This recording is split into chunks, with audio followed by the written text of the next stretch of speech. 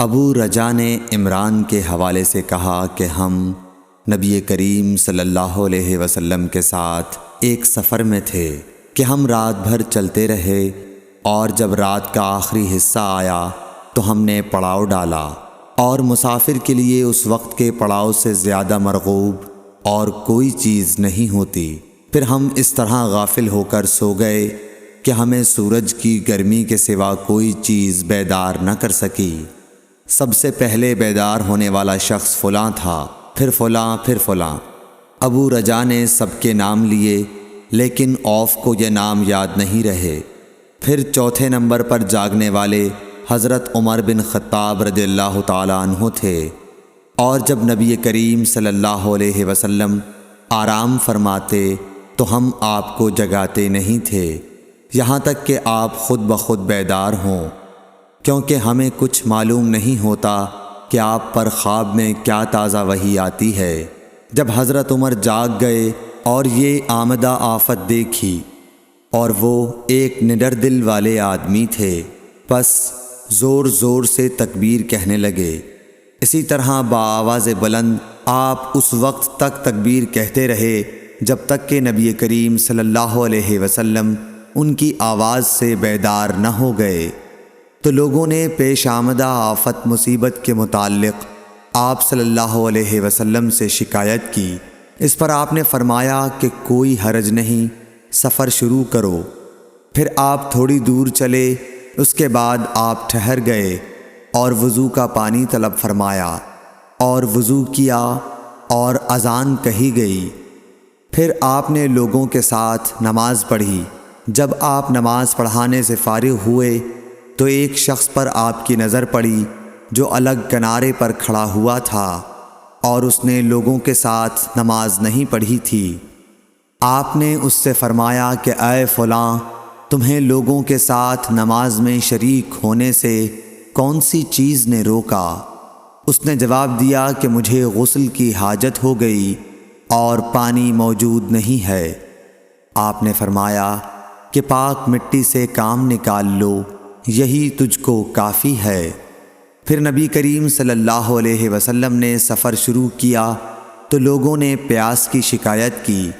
آپ پھر ٹھہر گئے اور فلاں یعنی عمران بن حسین رضی اللہ تعالی عنہ کو بلایا۔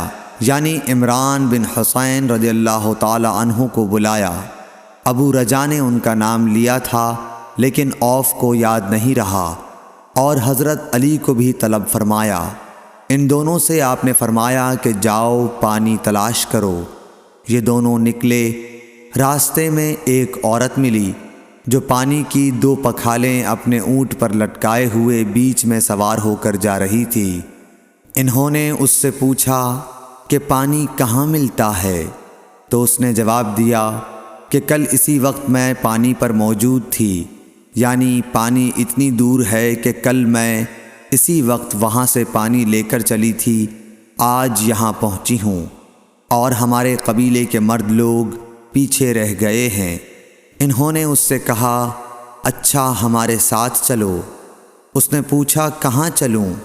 انہوں نے کہا رسول اللہ صلی اللہ علیہ وسلم کی خدمت میں۔ اس نے کہا اچھا وہی جن کو لوگ صابی کہتے ہیں؟ انہوں نے کہا یہ وہی ہیں جسے تم کہہ رہی ہو۔ اچھا اب چلو۔ آخر یہ دونوں حضرات اس عورت کو حضرت صلی اللہ علیہ وسلم کی خدمت مبارک میں لائے اور سارا واقعہ بیان کیا۔ عمران نے کہا کہ لوگوں نے اسے اونٹ سے اتار لیا۔ پھر نبی کریم صلی اللہ علیہ وسلم نے ایک برتن طلب فرمایا اور دونوں پکھالوں یا مشکیزوں کے منہ اس برتن میں کھول دیے، پھر ان کا اوپر کا منہ بند کر دیا، اس کے بعد نیچے کا منہ کھول دیا، اور تمام لشکریوں میں منادی کر دی گئی کہ خود بھی سیر ہو کر پانی پئیں اور اپنے تمام جانوروں وغیرہ کو بھی پلا لیں۔ پس جس نے چاہا پانی پیا اور پلایا، اور سب سیر ہو گئے۔ آخر میں اس شخص کو بھی ایک برتن میں پانی دیا جسے غسل کی ضرورت تھی۔ آپ نے فرمایا لے جا اور غسل کر لے۔ وہ عورت کھڑی دیکھ رہی تھی کہ اس کے پانی سے کیا کیا کام لیے جا رہے ہیں، اور خدا کی قسم جب پانی لیا جانا ان سے بند ہوا تو ہم دیکھ رہے تھے کہ اب مشکیزوں میں پانی پہلے سے بھی زیادہ موجود تھا۔ پھر نبی کریم صلی اللہ علیہ وسلم نے فرمایا کہ کچھ اس کے لیے کھانے کی چیز جمع کرو۔ لوگوں نے اس کے لیے عمدہ قسم کی کھجور، اجوا، آٹا اور ستو اکٹھا کیا، یہاں تک کہ بہت سارا کھانا اس کے لیے جمع ہو گیا، تو اسے لوگوں نے ایک کپڑے میں رکھا اور عورت کو اونٹ پر سوار کر کے اس کے سامنے وہ کپڑا رکھ دیا۔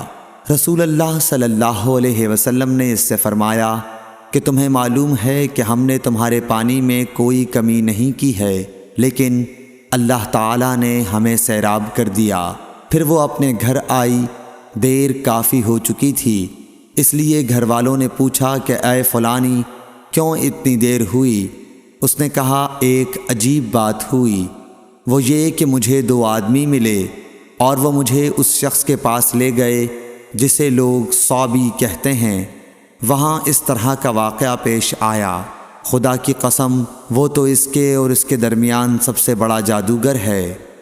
اور اس نے بیچ کی انگلی اور شہادت کی انگلی آسمان کی طرف اٹھا کر اشارہ کیا۔ اس کی مراد آسمان اور زمین سے تھی، یا پھر وہ واقعی اللہ کا رسول ہے۔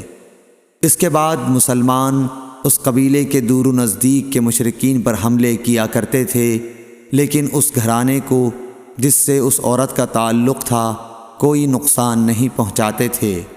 یہ اچھا برتاؤ دیکھ کر ایک دن اس عورت نے اپنی قوم سے کہا کہ میرا خیال ہے کہ یہ لوگ تمہیں جان بوجھ کر چھوڑ دیتے ہیں، تو کیا تمہیں اسلام کی طرف کچھ رغبت ہے؟ قوم نے عورت کی بات مان لی اور اسلام لے آئی۔ حضرت ابو عبداللہ امام بخاری رحمۃ اللہ علیہ نے فرمایا کہ صبا کے معنی ہیں اپنا دین چھوڑ کر دوسرے کے دین میں چلا گیا۔ اور ابو العالیہ نے کہا ہے کہ صائبین اہل کتاب کا ایک فرقہ ہے جو زبور پڑھتے ہیں، اور سورہ یوسف میں جو عصب کا لفظ ہے وہاں بھی اس کے معنی عمل کے ہیں۔ صحیح بخاری حدیث نمبر 344۔